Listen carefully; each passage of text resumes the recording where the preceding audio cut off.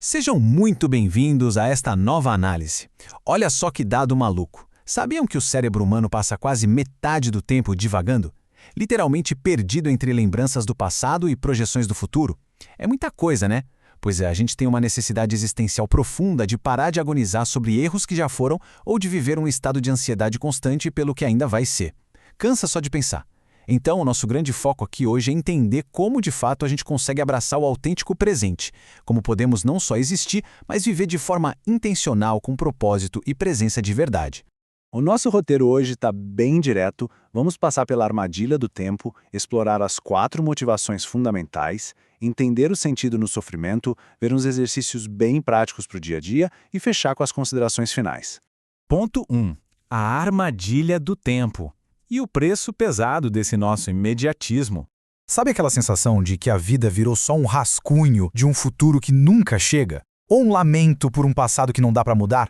As demandas da sociedade de hoje causam uma desconexão absurda. Focar demais lá atrás ou lá na frente drena as nossas reservas e é aí que entra o famoso burnout. O psicólogo Alfred Langley tem uma sacada genial. Ele diz que o burnout não é só cansaço físico, não, é um baita de um vazio existencial. É basicamente usar a si mesmo como combustível para tarefas que não têm o nosso consentimento interno. Para ter a potência do presente, a gente precisa do oposto. É aquela capacidade de dar um sim sincero lá no fundo porque a gente faz, agindo com verdadeira intencionalidade.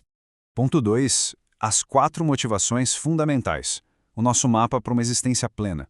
Para saber se a gente está vivendo com esse consentimento interno, a estrutura da análise existencial pessoal traz 4 perguntas de diagnóstico que são um divisor de águas.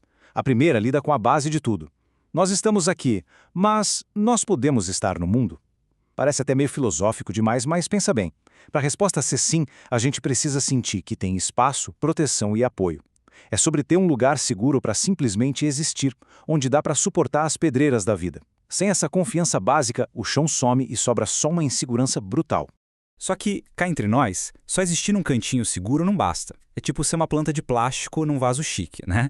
A segunda motivação dá um passo além. Nós estamos vivos, mas a gente gosta de viver? O X da questão aqui é o nosso relacionamento com a própria vida. E para gostar de viver, a gente precisa de relações reais, precisa dedicar tempo e ter intimidade emocional.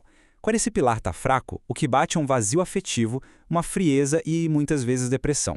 A gente precisa ativar essa emoção e achar motivos de verdade para amar o dia a dia.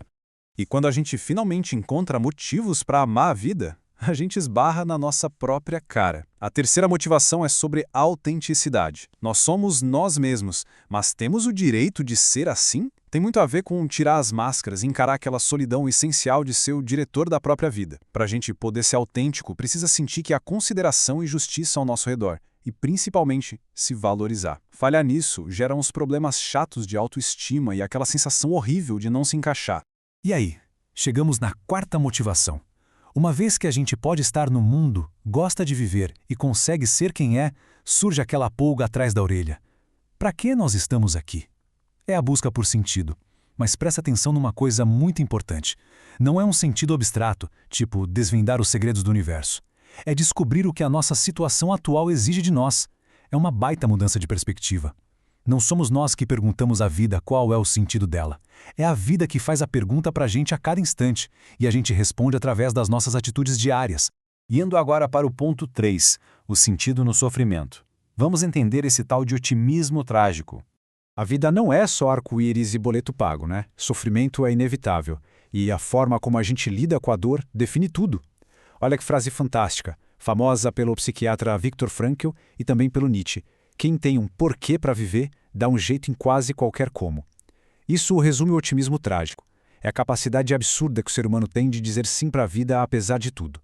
Encarar uma dor que não dá para mudar com a atitude certa não faz a dor sumir, óbvio, mas transformar isso numa oportunidade gigante de crescimento e autoconhecimento. Para a gente não ficar só na teoria, Frankl mapeou 3 caminhos super práticos para achar esse sentido. Primeiro, os valores de criação, o que a gente constrói e entrega para o mundo através do nosso trabalho ou da nossa arte. Segundo, os valores de vivência, que é a nossa capacidade de admirar uma paisagem bonita ou viver um amor verdadeiro. Mas e se a situação estiver tão ruim que não dá nem para criar nem para vivenciar nada? Aí, meus amigos, entram os valores de atitude. É a coragem e a dignidade para enfrentar um destino que a gente não pode mudar.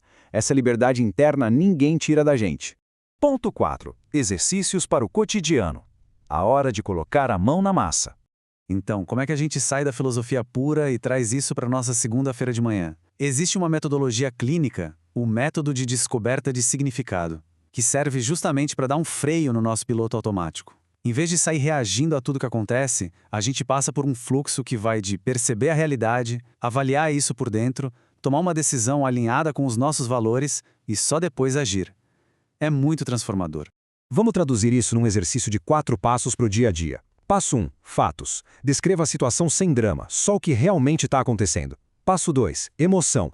Permita-se sentir qual é o impacto emocional daquilo. Passo 3. Posicionamento. Tome uma distância e decida internamente como você quer se colocar diante daquilo, qual é a postura ética. E passo 4. Ação. Transforme essa decisão numa atitude responsável no mundo. Fazer isso é o que constrói aquele consentimento interno que a gente falou no começo. E chegamos no ponto 5. Nossas considerações finais e um chamado à responsabilidade. Recapitulando, a busca por sentido não é um projeto que a gente deixa para quando for se aposentar. E tem um detalhe, a felicidade não é uma meta que a gente alcança correndo atrás dela. Na verdade, scratch that, a felicidade é só um efeito colateral, um subproduto natural de uma vida vivida com propósito. O autêntico presente é uma decisão de todo santo dia. É repetir o tal do sim para a vida, abraçando a nossa responsabilidade e tentando deixar o nosso mundo interior e o mundo lá fora na mesma frequência. Muito obrigado por acompanharem essa explicação hoje. Se esses conceitos todos fizeram sentido e te ajudaram a respirar um pouco mais fundo, compartilha isso com alguém que também está precisando. Tem alguma dúvida sobre aquelas 4 motivações ou sobre o exercício prático? Manda ali nos comentários que a gente conversa. Ah, não esquece de seguir a gente para não perder as próximas análises. E dá um pulo no blog usando o link na descrição para aprofundar a leitura. E para fechar de vez, fica com essa provocação na cabeça. Qual situação da sua rotina atual está cobrando uma atitude genuína e autêntica de você neste exato momento? Pensa nisso. Até a próxima!